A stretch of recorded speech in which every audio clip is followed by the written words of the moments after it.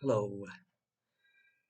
Chapter 16 of Paul Lennon's autobiography, Trust in God and myself and in my brothers and sisters. Chapter 16 of the autobiography I've been sharing with you now for months, and try being short again with you today. It's a beautiful evening here in Guatemala, and I hope you are as well as can be expected, taking good care of yourselves, not doing anything silly to expose yourselves to COVID-19. Chapter 16 is coming towards the end of the book, as you can see, the end of it, going through the end of it, thank goodness. And this is the more positive side now of my autobiography, incomplete, of course, running up to 2008, excuse me. And this chapter is called Regaining. As we know, every chapter starts with an or a or an R, and it's a positive aspect. Keeping with the little tradition I had created is that I'm starting with a quote from Siddhartha by Hermann Hess. Here's Siddhartha talking. It's a good thing to experience everything oneself, he thought. As a child, I learned that pleasures of the world and riches were not good. I've known it for a long time, but I have only just experienced it. Now I know it is not only this only with my intellect, with my eyes, with my heart, and with my stomach. It is a good thing that I know this. He thought long of the change in him, listened to the bird singing happily. If this bird within him had died, would he have perished? No. Something else in him had died, something he had long desired should perish. Was it not what he had once wished to destroy during his ardent years of asceticism? Was it not his self, capital S, his small, fearful, and proud self, with which he had wrestled for so many years, which he had always conquered, but which had always conquered him again? Which appeared each time again and again, which robbed him of happiness and filled him with fear? Was it not this which had finally died today in the wood by this delightful mirror? Was it not because of its death that he was now like a child, so full of trust and happiness without fear? So now to my experience.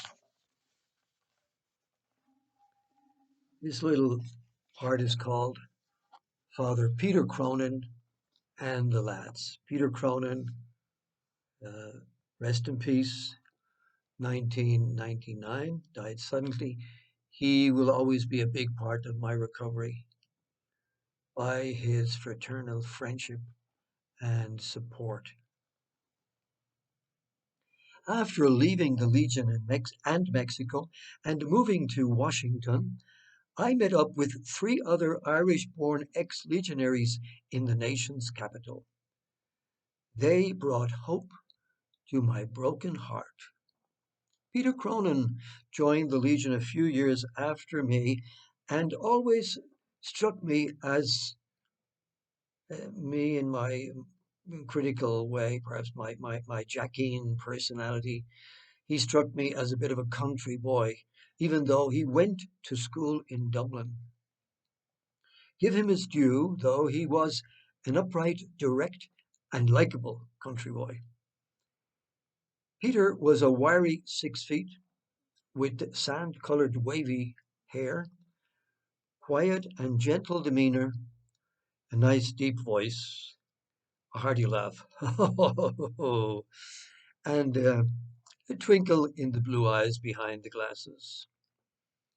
a true Israelite in whom there is no guile, as Jesus would say about Nathanael, John chapter 1:47.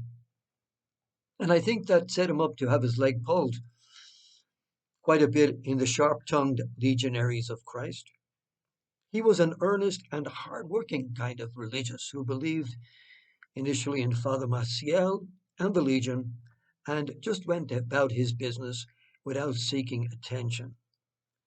A good student and perhaps more intelligent than on first impression, underneath that maybe goofy appearance, behind the thick horn-rimmed glasses, was pure gold. At home in the Legion's intellectual training system, he became a talented teacher of Latin, New Testament Greek, which I have always lamented not knowing, philosophy, and theology. Peter was that tall galoot who one day walked into my office at the School of Faith in Mexico City's Lomas de Chapultepec in 1980, sent there by Father Maciel, and told me that Nuestro Padre had sent him to replace me at the School of Faith. This was a shock, an unpleasant surprise for me, who was at the apex of my priestly ministry. If he hadn't been so low-key and unassuming, I might have ripped into him with some sarcastic phrase or something. Of course, how was he to know he was just another pawn in Father Maciel's Kingdom of Christ chess game? Poor Peter. So I was sent off to Cozumel. Yeah, I obeyed immediately, got the next plane out of Mexico City, and became a nobody in Cozumel. I've probably told this story before. I was supposed to accompany Bishop Puronio, a bishop, an important bishop who was being cultivated by Father Maciel and the Legion at that time, and I was supposed to accompany him during a vacation in Cozumel. Of course, when I got there, I discovered it was somebody else was doing that job, and I was just roaming around for a while, spinning my wheels. Anyway, poor Peter, he was there for a couple of weeks at the School of Faith, and the local superior, my local superior, and kind of a supporter, Father Carlos Sancajo, my Spanish, sent him out of there to Monterrey, and from there back to Rome. And then he called me to return to the School of Faith at that particular time. But anyway, when I arrived in Washington, D.C. in February '85, I found Kevin and Declan already there, by then members of the diocesan clergy. 6 months later, Peter arrived. So we became the four musketeers, four Dublin-born former legionaries, Spanish-speaking internationals in the same diocese, close to each other. We were as thick as thieves, and the other American priests did not object. It was a nice selection of priests there. We were the FBI, the foreign-born Irish. Then there were the Irish Americans, and then there were the just plain American priests. But we got on very well together. These are very, very pleasant memories and part of my recovery. On our day off for several weeks, we spent, the first thing we had to learn after leaving the Legion was how to dress.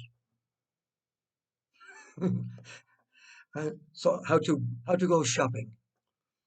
So on our day off for several weeks, we spent hours scouring, our local sim store at the Georgetown Pike Plaza in Northwest Washington, buying, suits, colored jackets at least, and better, different kinds of outfits. We went to the movies together and ate out. What a ball. And to think we were not committing any sins, even though Legion mythology assured us that we would never make it outside the Legion. We would become reprobates without the Legion mother's structure and strictures.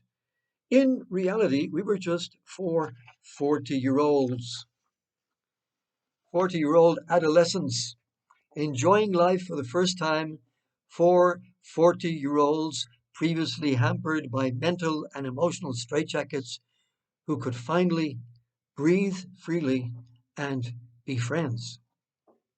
Till next time, take care.